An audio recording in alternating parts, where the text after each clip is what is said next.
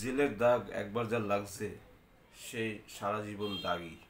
High friends, আমি Shovan, welcome to my YouTube channel. এখন আমি দাগি মুভি টিজার রিয়াকশন দেবো, যেটা গতকাল মানে 11 মার্চ 2025-এ চলে এসছে। তো কিছু পার্সোনাল রিজনের কারণে কালকে আমার ভিডিওটা বানানো হয়নি, কিন্তু আজকে আমি ভিডিওটা বানাচ্ছি। তো আমি যদি দাগির টিজারটার কথা বলি, জাস্ট 1 মিনিট 11 সেকেন্ড দাগির টিজারটা, এবং অসাধারণভাবে কিন্তু দাগির টিজারটা বানানো হয়েছে। আমার কিন্তু দাগির টিজারটা দুর্দান্ত লেগেছে, এবং যেরকম লার্জ স্কেলে বানানো হয়েছে, ডিরেক্টেড বাই শিহাব শাহিন, যথেষ্ট বড় মাপের একজন ডিরেক্টর। এবং এই মুহূর্তে বাংলাদেশে যারা প্রথম সারির যারা ডিরেক্টর রয়েছে তাদের মধ্যে কিন্তু অন্যতম হলো শিহাব শাহিন।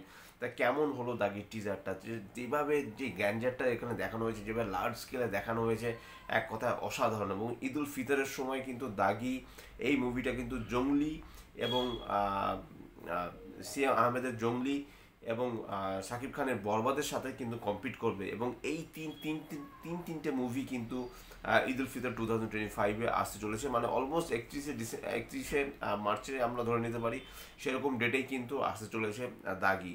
তা দাগি একটা টিজারটা দেখে যেটা মনে হলো যে কোনো না কোনো কারণে আফরান নিশোর যে ক্যারেক্টারটা এখানে ঈশান, মোস্ট প্রবাবলি যেখানে তমা মির্জা তাকে ঈশান বলে ডাকছে, একদম টিজারের শেষে গিয়ে খেয়াল করবেন, তো তাকে কোনো কারণে ফাঁসি দেওয়া হয় এবং সেখানে সে জেলখানায় বসে মার খায়।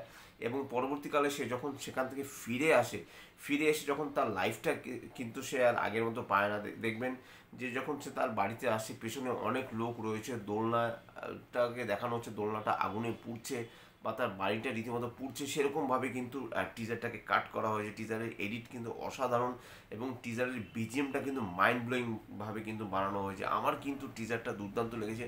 টিজারটাকে যেভাবে সাজানো হয়েছে, এক কথা অসাধারণ। কালার গ্রেডিং থেকে শুরু করে, কালার প্যালেট থেকে শুরু করে, প্রপস থেকে শুরু করে, যেরকম পোশাকের ডিজাইন করা থেকে শুরু করে, আফরান নিশোর চুল বড় সেই লুকটা, যেখানে সে জেলখানা থেকে বেরোচ্ছে সেই লুকটা দুর্দান্ত। সে যখন জেলখানায় ঢুকে যাচ্ছে, এবং আফরান নিশোকে যখন ব্যাক শটে যেরকম দুর্দান্ত লাগছে, এবং ফ্রন্ট শটে কিন্তু তাকে দেখতে দুর্দান্ত লাগছে। এবং আফরান নিশোর যে ক্যারেক্টারটা এখানে কিন্তু আমরা সাধারণত কি দেখি, যে নায়ক সাধারণত সবসময় দিচ্ছে, মার খাচ্ছে কম, কিন্তু এখানে কিন্তু আফরান নিশোর যে ক্যারেক্টারটা তাকে দেখানো হচ্ছে যে সে কিন্তু পরপর মার খেয়ে যাচ্ছে, সে কিন্তু কোনো প্রতিবাদ করতে পারছে না। এই জিনিসটাকে কিন্তু শিহাব শাহিন কিন্তু খুব সুন্দরভাবে কিন্তু হ্যান্ডেল করতে পারে। এবং শুধু তাই নয়, আফরান নিশোর যে ক্যারেক্টার, সেই ক্যারেক্টারটাও কিন্তু অদ্ভুতভাবে ভালো। He is a brilliant actor. সে কিন্তু রীতিমতো সুড়ঙ্গ মুভির মাধ্যমে দেখিয়ে দিয়েছে যে তিনি কত বড় মাপের একজন অ্যাক্টার। এবং যখন সুড়ঙ্গ এসেছিল তখন কিন্তু প্রিয়তমা মুভিটাও কিন্তু বাংলাদেশে রিলিজ করেছিল। প্রিয়তমা মুভিটা কিন্তু ব্লকবাস্টার হয়েছিল, এবং তার সাথে সাথে সুড়ঙ্গ মুভিটাও কিন্তু ব্লকবাস্টার হয়েছিল। অতএব আমরা ধরে নিতেই পারি যে আফরান নিশোর কিন্তু বড় একটা হিউজ পরিমাণ একটা অডিয়েন্স রয়েছে যারা আফরান নিশোকে রীতিমতো পছন্দ করে। দেখুন, অপূর্বও কিন্তু নাটক থেকে উঠে এসছে, কিন্তু অপূর্ব যেরকম এখনও সেভাবে সিনেমাতে আসেনি, যদিও তার চলচ্চিত্র দেখেছি, তার অ্যাক্টিং যথেষ্ট প্রশংসার দাবি রেখেছে। কিন্তু তারপরেও আমি বলবো যে সুড়ঙ্গ মুভি দিয়ে যেভাবে আফরান নিশো যেভাবে তার ডেবিউ করেছে, সেটা কিন্তু এক কথায় অসাধারণ। রায়হান রফি খুব সুন্দরভাবে তাকে রিপ্রেজেন্ট করেছে, এবং সুড়ঙ্গ মুভির প্রথম থেকে শেষ অবধি তার স্ক্রিন প্রেজেন্স রীতিমতো দেখার মতো।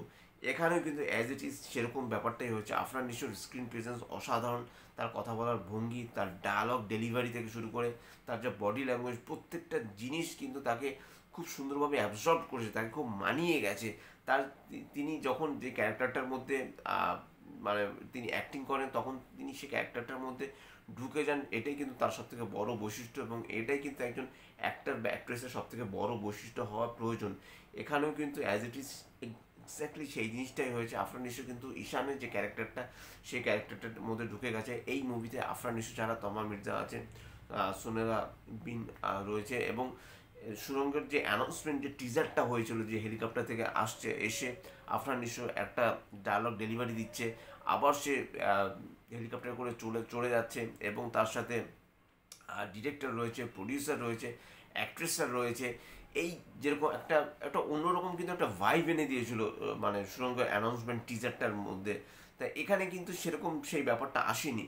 কিন্তু তারপরেও বলবো যে টিজারটাকে যেভাবে করা হয়েছে, দেখুন, একটা টিজার বা ট্রেলার দেখে যদি অডিয়েন্স যদি বুঝতে পারে যে মুভিটা অ্যাকচুয়ালি কী হতে চলেছে, তাহলে কিন্তু সেই টিজার বা ট্রেলারটা বানানোর কোনো দরকার নেই। এখানে কিন্তু টিজারটার মধ্যে কিন্তু স্টোরিটাকে হিডেন করে রাখা হয়েছে, কিছুতে বোঝা যাচ্ছে না যে কী হতে পারে। হ্যাঁ, এতটুকু বোঝা যাচ্ছে যে আফরান নিশোকে কোনো না কোনো কারণে সে জেলে চলে গেছে এবং তার একটা ব্যাক স্টোরি রয়েছে, আবার সে জেল থেকে ফেরত আসছে এবং জেল থেকে ফেরত এসে সে কিন্তু ফেরোসাস হয়ে যাচ্ছে। সেখানে কিন্তু সে কিন্তু কিছু অ্যাকশন করছে, একদম যে সে জবাব দিচ্ছে না সেটা কিন্তু নয়, যদিও সেই পরিসরটা কম, তিনি যে মার খাচ্ছেন সেই সিকোয়েন্সগুলোই বেশি ধরা হয়েছে। কিন্তু আমি তাও বলবো যে সব মিলে কিন্তু আমার কিন্তু দাগির টিজারটা দুর্দান্ত লেগেছে। দাগির ট্রেলারটা হয়তো বা খুব সম্ভবত খুব শিগগিরই আসবে, কারণ 31শে মার্চ যদি মুভিটা রিলিজ করে, আজকে অলমোস্ট 12 তারিখ হয়ে গেছে, আর বেশি দিন নেই, আর 19 দিনের মতো বাকি।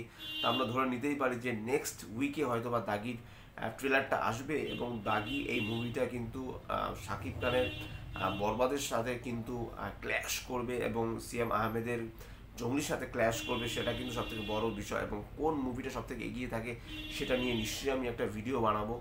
তার আগে আপনারা যদি দাগির টিজারটা যদি দেখে না থাকেন, প্লিজ ইউটিউবে চলে যান, সেখানে গিয়ে আপনারা দাগির টিজারটা দেখুন। এবং সবথেকে বড় কথা, দাগি এই মুভিটা কিন্তু আলফা আই, এসভিএফ, চরকি, তিনটে বড় প্রোডাকশন হাউস মিলে কিন্তু তারা বানাচ্ছে। অতএব এই মুভিটার লুক অ্যান্ড ফিল, এই মুভিটার গ্যাঞ্জার, এই মুভিটার কিন্তু প্রোডাকশন কোয়ালিটি থেকে শুরু করে এভরিথিং কিন্তু খুব খুব ভালো হতে চলেছে, সেটা কিন্তু বলাই বাহুল্য, কারণ এদের প্রোডাকশন ভ্যালু কিন্তু প্রচণ্ড ভালো হয়।